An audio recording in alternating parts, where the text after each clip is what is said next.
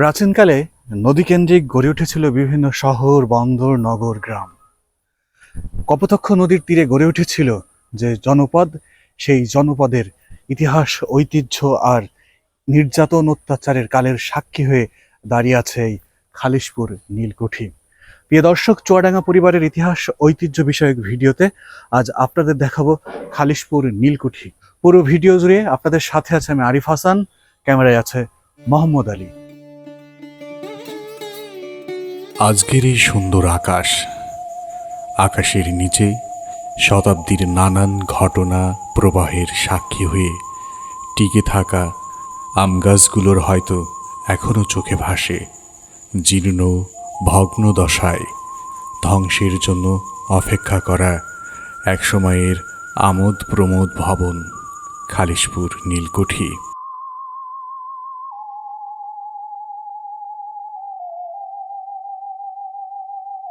নীলকর British বেনিয়াদের নির্মম নিষ্ঠুর অত্যাচারে জর্জরিত অসহায় কৃষকের আর্তনাদ এখনো হয়তো শুনতে পাই এই জনপদের বর্ণিল আকাশ আর নৈসর্গিক সবুজ প্রকৃতি।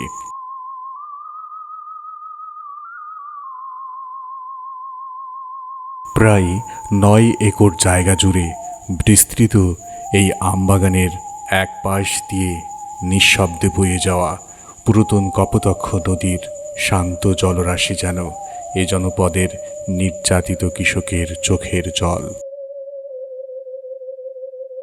ইতিহাস ঐতিহ্যের অপার সম্ভাবনাময় জনপদ মহেশপুর উপজেলার খালিশপুর নীলকুঠি ধ্বংসের দ্বার প্রান্তে দাঁড়িয়ে যেন সাক্ষী দিচ্ছে এর হারিয়ে যাওয়া জৌলুসের। একসময় নীল চাষের জন্য এ জনপদের নিরীহ কৃষকদের অত্যাচার আর্তনাদে কম্পিত নীলকুঠির প্রতিটি কক্ষই এখন প্রকৃতির কাছে নির্যাতিত। প্রকৃতির প্রতিশোধে চাকচিক্য নীলকুঠি ভবনটি তার জৌলুস হারিয়েছে বহু বছর আগেই। 1810 থেকে 1858 সাল পর্যন্ত এই নীলকুঠিটি নীল চাষের জন্য ব্যবহার করা হয়।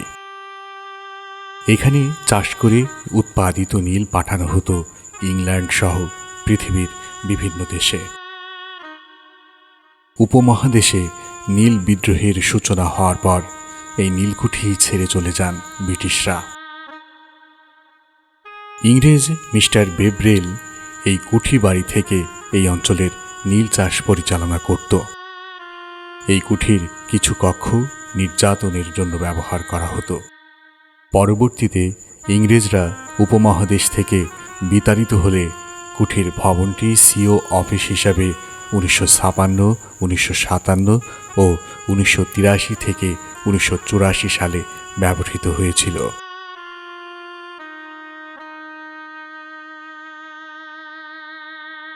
1984 সালের পর থেকে 2002 সাল পর্যন্ত এটি ইউনিয়ন ভূমি অফিস ছিল।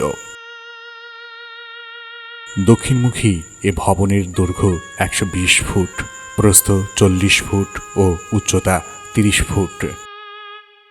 দক্ষিণ দিকে রয়েছে প্রশস্ত বারান্দা। 12 কক্ষ বিশিষ্ট দ্বিতল ভবন এটি। নিচতলা থেকে দ্বিতীয় তলার কক্ষগুলো আয়তনে বড়। চুন, সুরকি ও পাকা ইট দিয়ে তৈরি করা হয় ভবনটি। কুঠির নিচতলায় ছিল নীল চাষের খাজনা আদায় ও নির্যাতন কক্ষ। দ্বিতীয় তলায় আদায়কারীরা রাত্রি যাপন করতেন।